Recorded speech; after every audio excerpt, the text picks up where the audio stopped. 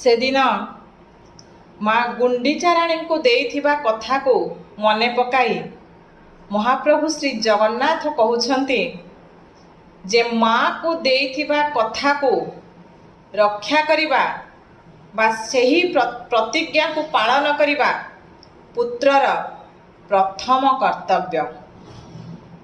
ଆଉ ଘୋଷଯାତ୍ରା ସମୟରେ ମାଉସୀ ମା ଘର ପାଖରେ ଘଡ଼ିଏ ଅଟକି ଯାଇ ମାଉସୀ ମା'ର ହାତରନ୍ଧା ପୋଡ଼ପିଠାକୁ ଗ୍ରହଣ କରିବା ଏ ମାତୃଜାତି ପ୍ରତି ସମ୍ମାନ ବାରି ହୋଇ ପଡ଼ୁଛି।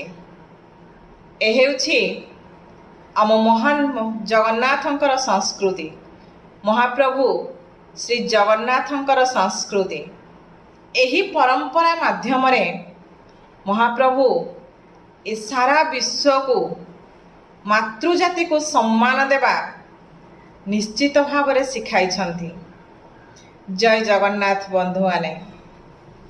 ଆମ ମହାପ୍ରଭୁ ଶ୍ରୀ ଜଗନ୍ନାଥଙ୍କର ସଂସ୍କୃତି ଆଉ ପରମ୍ପରାକୁ ଆମେ ଏହିଭଳି ଅକ୍ଷୁର୍ଣ୍ଣ ରଖିବା ପାଇଁ ସର୍ବଦା ଚେଷ୍ଟା କରିବା। ଜୟ ଜଗନ୍ନାଥ।